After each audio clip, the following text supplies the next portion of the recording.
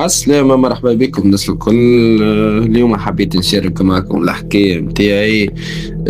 سمعت برشا حكايات لأن عجبوني على الآخر، محلاهم. انا ما كنت نوعية بتاع الرجال معناتها اللي ما يخافش، معناها فهمتني. الحكاية هذوما كانت تحكي لي فيهم جاتني قبل، ما عنديش علاش معناتها باش نخاف، ما مش موجودين نقول قبل وكذا، يمكن بحكم انا صغير. ما صدقهمش معناتها. الحكاية دي صارت لي عام 2017 22 12 2017. التاريخ هذا ما ننساهش انا. وقتها حال شتاء برد بالحق، برد.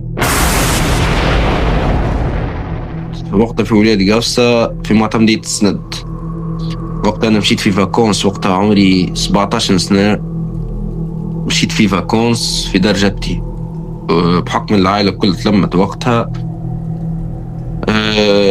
نذكرها مع 3:30 متاع الصباح في ليلة من الليالي هذه. قمت باش نصلي كأيها الناس كالعادة، بحكم اللي الجامع بعيد معناها، قلت نصلي في الدار خير.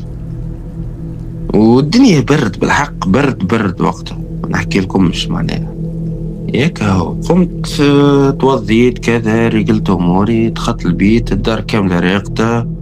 كان انا فايق معناها فهمتني. قلت ندخل نصلي نقرا شويه قران وبعد نرجع نرقد. دخلت باش نصلي الركعه الاولى، غسرت ورايا نلقى في عباد ورايا 4 اشخاص. بالحق مانيش عارف كذبت عيني، اما باش ما كذبتش عيني كي انا والكلام اللي نقوله هما يعاودوا ورايا، صليوا معايا عبارة معناها فهمتني. بالحق يا عباد صلي ورايا معناها. خفت على الاخر، قلت نهرب، قلت لا كمل صلاتي معناها فهمت، نكمل صلاتي وان كانت معناتها مهما يصير لازمني نكمل صلاتي. كملت، صليت الركعة الأولى، الركعة الثانية. السلام عليكم السلام عليكم، وخسرت ورايا فهمتني. ما زالوا هما بيتهم 4 أشخاص، وجوهم لثمة. عبارة كيفي كيفك إنسان معناها فهمتني.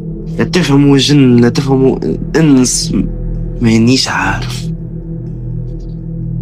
قام بالواحد وانا نغصر ومكذب عيني، بالواحد يخرج من الباب. اخر واحد تبعته، هو دوب ما خرج من الباب وانا جريت مشيت الباب. غزرت ما لقيت حتى حد.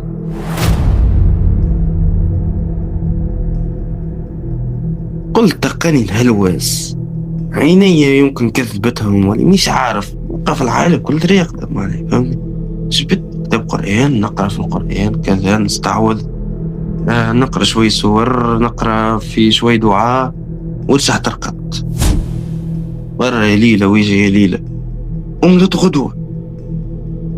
قمت حال شتات 3:30 تاع الصباح، العائلة راقدة. قمت باش نتوضا كذا ونستعوذ في الشيطان فهمني. قلت امبوسيبل باش تعاود تصير لي الحكاية كي من هذه، خاطر ما تتمحاش من مخك معناتها. قول انا خرافات وكذا اللي نرى فيهم بعينيا معناتها اشخاص كيما هكا. هيا سيدي يا بسيدي، نفس الليلة صارت لي نفس الحكاية. جيت باش نصلي انا وقلت الله اكبر، عاودوا لي نفس الحكاية الله اكبر. ورايا راه 4 اشخاص، كأني عايش في فيلم تاع رعب. والله نزيد عليكم حرف. نصلي يعاودوا في الكلام اللي نقوله انا، عبارة انا معناتها امام تاع جامع.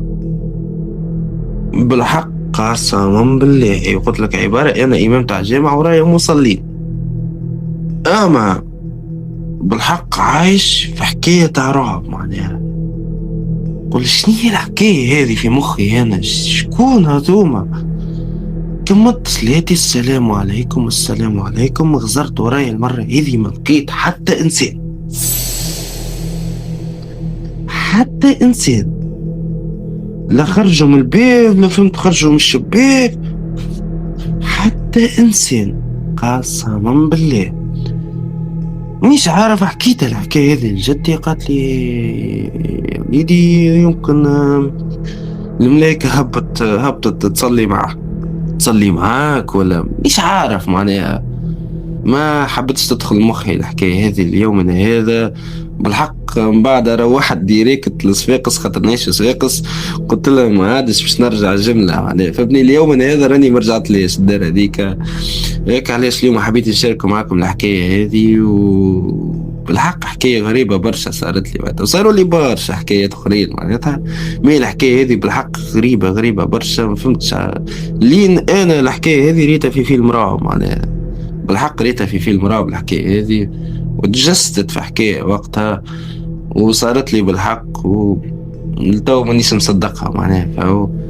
والسلام عليكم ورحمة الله وبركاته. وديما اعملوا جيم للباج وشاركونا في الباج وشاركونا حكاياتكم. وباي باي، تشاو تشاو الناس كل.